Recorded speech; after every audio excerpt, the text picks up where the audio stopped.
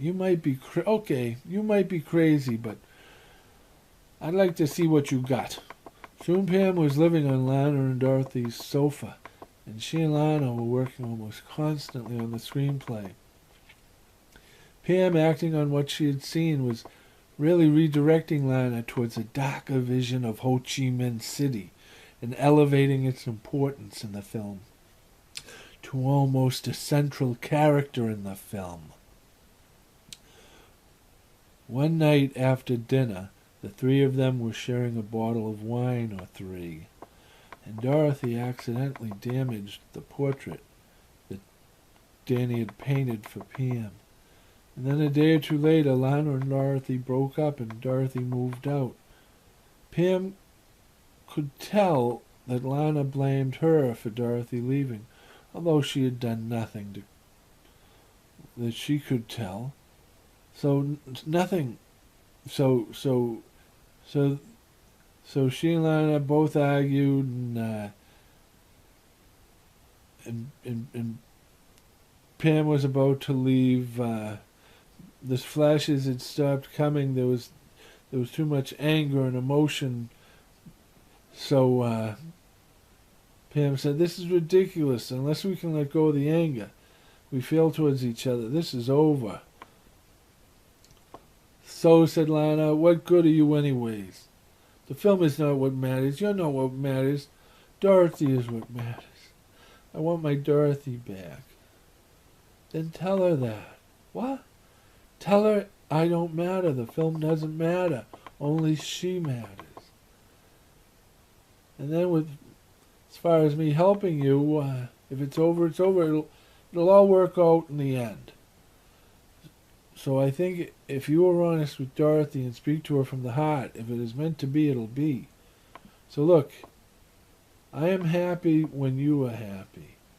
So for now, I will move back to the hotel for a while where I'll be waiting for my next flasher tomorrow and see where it leads.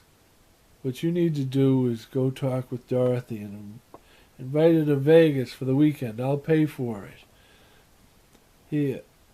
"Really? Thank you. I can't let her get away. Thank you for being so understanding." Pam and Lana hugged, and suddenly Pam said, "Lana." "What?" said Lana. "She's your Amazon princess." "What?" "Your second movie. It's going to be called Amazon Princess, and it's going to star Dorothy, and it makes you a player in this town."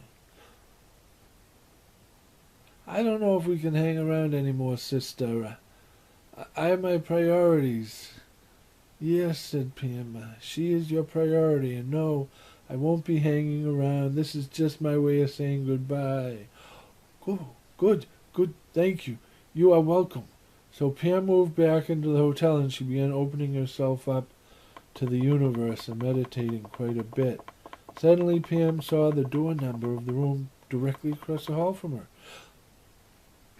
So she knocked on it, and there was a young man in the room. Avo Johnny.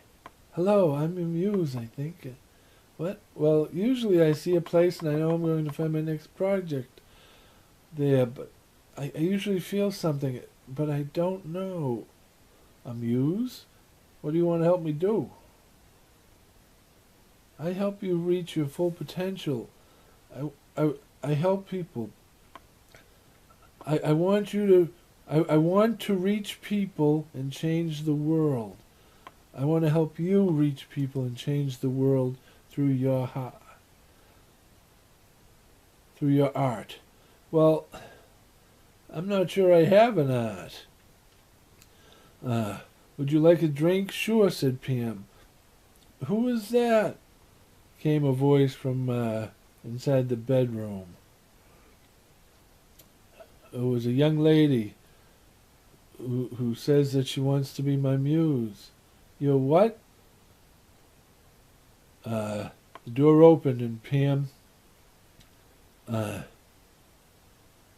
door opened... and whoops, wait a minute. What the hell is it? "Who is that?" came a voice from the bedroom. It was a young lady who says she wants to be my muse. The door opened. "Your what?" And Pam saw her and got a flash of tomorrow. From stand-up to stardom, one name says it all. Thalia. "Yes, that's my name. Do I know you?" "I'm your muse if you want me to be." "Hey, I thought you were my muse," said Arvo. "No, I just knew I would find the next person I am to help in this room, and I just assumed that it was you. It wasn't." "But if I was you," said Pam, "I would stay out of those gambling joints on the Upper East Side. They're nothing but trouble." "Oh, Arvo, she certainly has your number." "How did you find me?" asked Thalia. "You were led here?" "No, I was sitting in my room across the hall and—" "You're in the room across the hall from us?" said Arvo. Uh, yes, she's a stalker," said Arvo. "I've been in that room for a month, waiting for inspiration to guide me, and today I saw myself standing in front of your door and knocking. So I walked across the hall and knocked," said Pam. "At first I thought it was you I was here to help.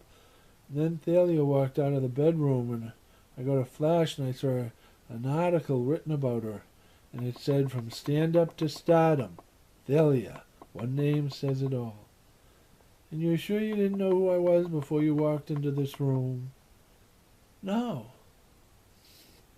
"Well, thank you for the offer, but that is something I would have to think about. But I'll put you on the guest list for tonight's show." "Well, thank you. One last thing. What happened to you in Cleveland?" "Cleveland? How did you... Well, Cleveland, that was a funny story. Blah, blah, blah, blah." Later that night, Thalia retold the story at the show and brought the house down. That was the night she met the president of Warner Brothers, who was in the audience, who introduced himself after the show and invited her to lunch, and the night she finally decided to drop her last name, Kajini, and just go by Thalia. She'll look back at that night as the night when she was reborn anew like the phoenix that she was. When Thalia oh, yeah, that's not tilted, okay. When Thalia returned after the show without Argo, who had gone off to the gambling parlors, she pounded on Pam's door and they talked all night. From then on, Thalia kept Pam close. Arvo didn't like it, but he didn't have a say. Besides, whoops, it jumped a little. Come on, go back up. How do I do it? Okay, there it goes. The arrows are confusing sometimes. Thalia kept Pam close. Akko didn't like it, but he didn't have a say. Besides, secretly he believed she had the gift, and he was frightened of it, especially after what happened in the gambling parlors the night after she warned him not to go, and then when Thalia's first movie began filming, and Akko got shot in another one of the little illegal gambling parlors, he couldn't stop himself from going. Thalia rushed to his side. She told me to stay out of them parlors. I said, "Oh, but I didn't listen. I swear from now on, I will do all my gambling online."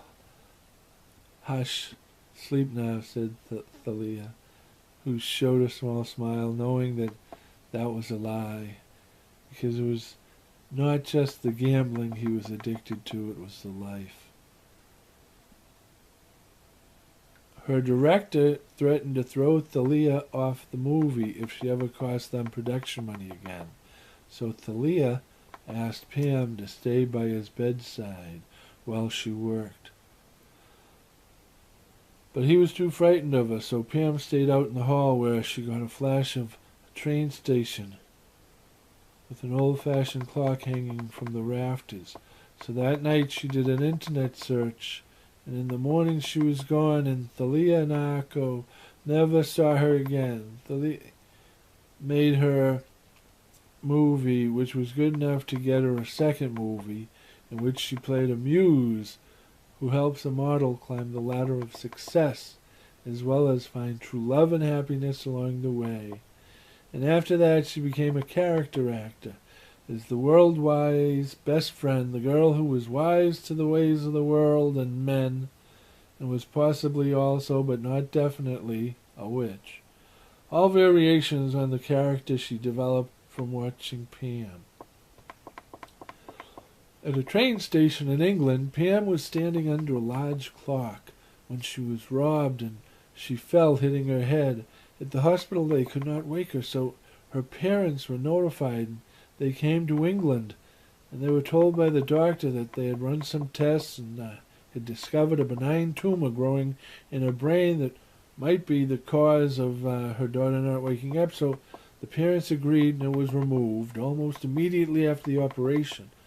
Pam woke up groggy, but still herself. Later in the hospital room, the young doctor held Pam's hand and said it was a benign, harmless tumor, but it was sitting right on top of your optic nerve, so it might have meant blindness in the near future. And the pressure it was putting on the thalamus may have been what was preventing you from waking up. So we removed it. Removed it, said Pam. It's given me a life. Before the day I passed out back in Kolkata, all I had done since birth was study. I had not lived. And since then, suddenly, I had a life, I had an adventure. Wow, said the doctor, lost in Pam's smile, not hearing a word she had said. You have beautiful eyes, and you have your eyesight. And I see someone who is never going back to the old Pam. As the camera slowly withdrew from the room,